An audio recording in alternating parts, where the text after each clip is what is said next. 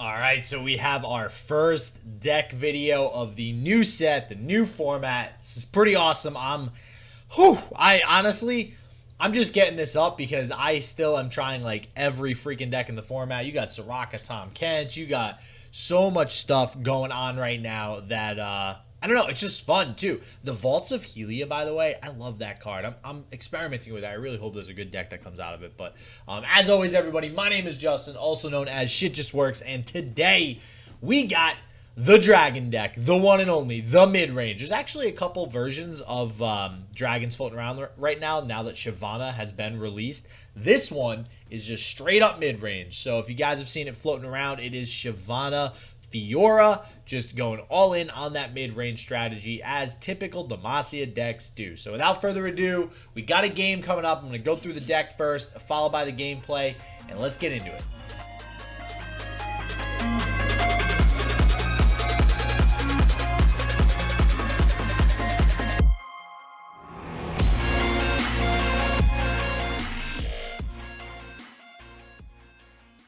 All right, so we have ourselves Shyvana, and I am super excited for Shyvana in general, just because she embodies Demacia. Like, yeah, sure, she's a dragon, she does dragon things, there's dragon cards, great, feels like Shyvana. But Demacia, what I love so much about this game is that they've stayed true to each region and what that region is trying to accomplish. And Demacia is trying to accomplish big, stupid units that just you hit A and you attack. And that's what this deck does. It's very straightforward, very easy. So for anybody who's just starting with this format, just starting with these new cards, maybe you're just starting in the game, this deck is 100% for you. It's super easy to pilot, and you should be able to rank up with it pretty fast. So with that said, typical Demacia decks, actually, we're usually seeing a lot of one-drops. And you can see here, there's zero. There is no one-drops whatsoever. And that's because this deck is going even more all in on that mid-game strategy. It's focusing in on just the mid-game. So turns 2, 3, 4, 5, 6, 7, maybe. By then, you're definitely going to want to be closing out the game, or at least by your 4th attack turn, right? So we are going all in on turn 2. You are almost guaranteed to get a turn 2 drop in this deck. There are 9 turn 2 drops. So this is why this deck is kind of easy to play. It's very easy to get these out. Herald of the Dragons is kind of hard to get to stick to the board sometimes. You're going against a Shadow Isles deck. This card is almost never going to hit the board, period. I mean, you got Vile Feast, you got Unspeakable Horror. There's so many ways they can get rid of it. So a lot of times you want to go in with the Herald if you know the region that your opponent's playing doesn't have a way to remove it. So a lot of times you can finish the turn by dropping this against something like a Lee Sin deck where they don't really have any great ways to remove Herald of the Dragons. Otherwise, Egghead and Dragon Guard Lieutenant are a good way to start to establish field presence. Turn 3, we only have Fiora because, generally speaking, with Herald of the Dragons, you're going to get a turn 3 drop in White Flame Protector or Shyvana. Herald on 2, Shyvana on 3 feels really good. Shyvana as a field drop, as a 3 drop feels really good. And listen, I know Shyvana is basically just like a glorified Elnuck, but I promise you it's a little bit more. That +1/+1 technically heals her, so if she does get chump blocked, next time she attacks, that +1/+1 will still happen. So it is a little bit different than the Elnuck, but overall, getting her early, very important. She's also very easy to level up. Something, to note, if you guys didn't know, Concerted Strike, as well as Single Combat, as well as the Champion Spell that she gets you, or not Champion Spell, just what I should say is the fleeting copy of Strafing Strike. These all trigger her level up effect, which is seeing dragon allies deal damage. She also triggers it herself as a dragon. So generally speaking, with something like just an attack from her and 1 Concerted Strike, you're able to level Shyvana up. And generally, by the second time you're attacking with her, you should have a leveled up Shyvana. And when you have that, getting these Strafing Strikes just every single turn does wonders, because you are able to just completely decimate your opponent's field at that point. So other than that, I mean, that's pretty much the very typical early game. When you start to get to the mid to later game, you do want to get Involius Vox down. This is basically here to allow you to compete with some of the later game decks This will get you some more consistent advantage. Basically, Involius Vox turns any of these combat tricks in Concerted Strike and single combat into put a dragon in your hand, which is pretty nice. I'm not going to lie. So definitely need the Involius Vox for late game. Eclipse Dragon, just another good drop. If you're able to get this down early on a turn 6 due to, having something like Herald out or maybe even earlier than that, this is nice because it'll let you kind of push for that late game super, super fast. You drop this on 6. The next dragon you play costs 2 less. That means on 7 you're able to do something like Fiora and a White Flame Protector, or Fiora and a Fuse Brand because, of that 2 less cost there, or even a Fiora and Involius Vox, I think. So right on turn 8. Does that math make sense? Makes sense. I don't know. There's a whole lot of combinations there. So, and we actually get to main deck a Sky's Descent. It's only a 1 of, but when you have a lot of dragons on the field, this does work. Some people play 2 of this. You can add some more if you want. Some people play 3 Involius Vox, but generally speaking, this is the way to build a deck. There's not too much. Now, what I will say is there is Aurelion Soul versions floating around. It goes a little bit more in on the Celestials. Probably do a different video on that because it is a very different deck. But as far as just dragons straight up mid-range are concerned, this seems to be one of the better ways to be playing dragons right now. All right, we have our first game with the dragon deck. And being that this was basically one of the first decks I queued up, which, I mean, basically everybody wanted to play dragons the second they saw Shyvana, right? Like dragons and then Tahm Kench, Soraka were like everywhere, okay? I will say dragons in general are not as strong as I thought they'd be. I think the Aurelion Soul version might be a little bit better. I'm not sure. But for early ranking and for beginner players, this deck will 100% get you wins. So that's why I wanted to do this first. But anyways, we have TF Ezreal. So if you guys don't know, there was a little nerf to Ezreal a little while ago. And it went from 8 targets to level him up to 10. And that's a big deal. Basically, nobody's been playing him. Or I don't want to say nobody, but just not as many people play Ezreal. So with this deck in particular, TF Ezreal, the goal is to get Riptide Rex off. You get at least 7 targets with the Riptide. So it makes it a little bit easier to go ahead and level that Ezreal. This version looks like it is playing the Plunder package. A lot of P's there. I almost messed that one up. And we have the Black Market Merchant summon. So this gets a little tilting. So I actually don't mind, obviously, that they took the Herald of Dragons because it's basically a crap card for my opponent. So it is what it is. But it is tilting if they do start to get some of the dragons, which I do think you'll see a little bit later because that's really the only way I think that this TF Ezreal deck stays in the game. Otherwise, they don't win this because most of their units are very small. Like you have something like Black Market Merchant, right? And they just get eaten up by these Fury Dragons. So, tip for beginners, just really easy play that just happened right there. We saw the Herald of Dragons attack. We obviously could have blocked it and traded one of these challengers here, but it's not worth it. A 3-1 challenger is worth a lot more than just a 1-1 essentially token because my opponent isn't really getting use out of that dragon effect. So I definitely want to save these challenger units to do something like pick off a TF like we see right now.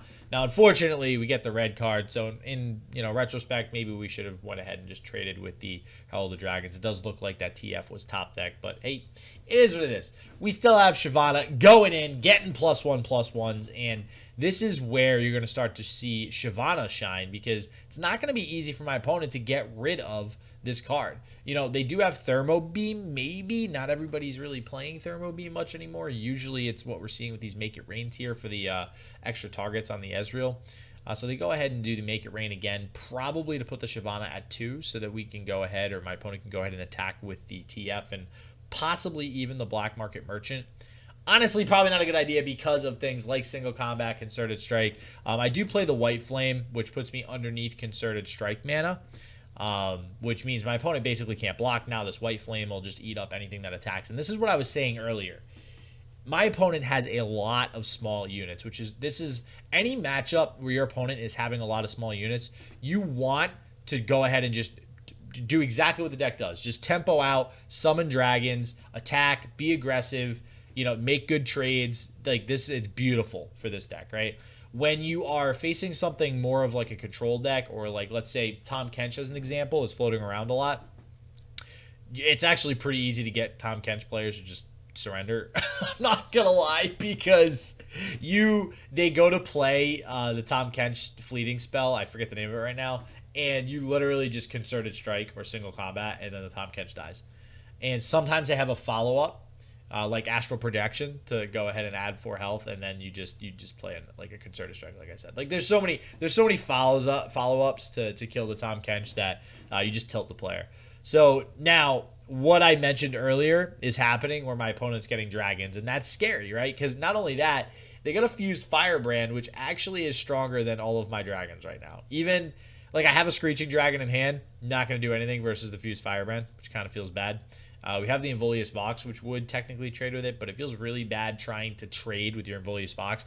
A lot of times you want to avoid putting damage onto your Involius Vox. It is a card generator that you need later on in the game, especially if your opponent is continuing to develop resources later on in the game. Now, my opponent's summoning another Screeching Dragon. God, this is so crappy. I mean, in their defense, they generally are going to get a good pull off of the Plunder effects, because every card in our deck is pretty high value, just high use, right? We're not running any 1-drops. Even the 2-drops don't feel bad, minus Herald of the Dragon. It's probably really only one of the cards that would actually not be good for my opponent. Even Egg Researcher is like, you get a dragon, right?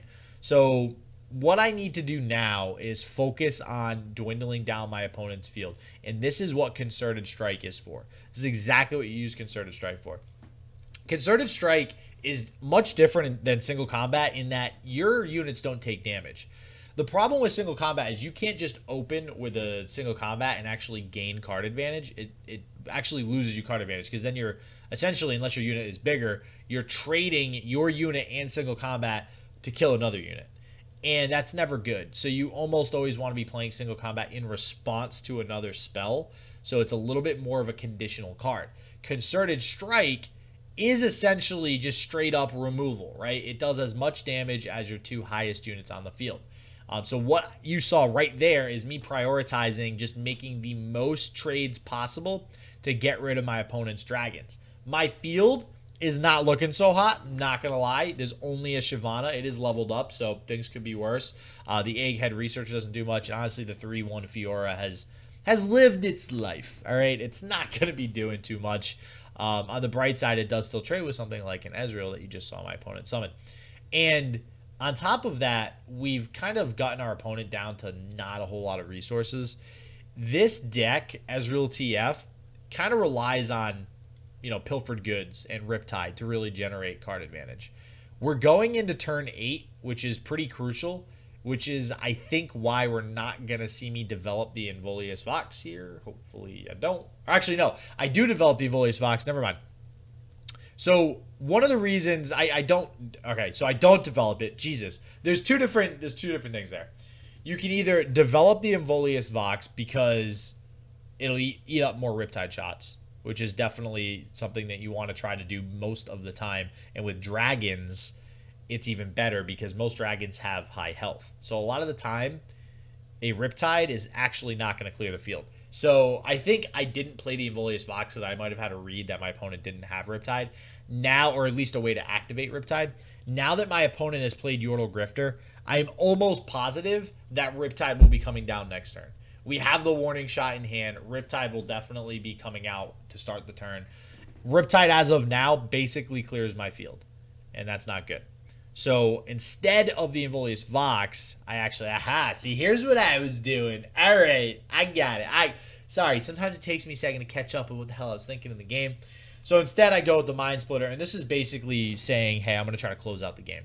This gives me 4 hits, potentially, on the Mind Splitter. And as you can see here, we only lose the Screeching Dragon, and everything else lives. Crucially, the Shyvana lives, and obviously the Mind Splitter lives as well, which is good because it's stunning out the Yordle Grifter. So now, we're talking about single combat a little bit earlier, and we got this Screeching Dragon that's about to die. And we have single combat. So this Screeching Dragon, I'm pretty sure, if I'm back in the train of thought of what the heck I was thinking in the game, is going on the Screeching Dragon and to the Riptide Rex. Yes, thank you, past self, for agreeing with future self. So, yeah, and this is great. Now, granted, when you do this, Keep in mind, all these shots of Cannon Barrage will go to the face. It does not lose the target. It's targeting the spot on the field, if you can think of it like that, not the actual unit. So that spot still gets hit, 3 times or whatever, and you're still going to take that damage to the face. So it is something to consider. So the only reason we're able to make that play is because we're pretty healthy at 10 health. We know the Ezreal is also not leveled up, so we're not worried about our opponent sticking the Ezreal and just going ham and killing us from 10. Now with the stun Yordle Grifter, we can go in for the attack. Our opponent plays a salvage, doesn't do anything, and this is what you want to do.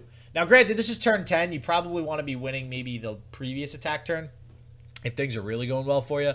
But nonetheless, we won the game. Gotta love Shyvana. Alright, that's it for the first video.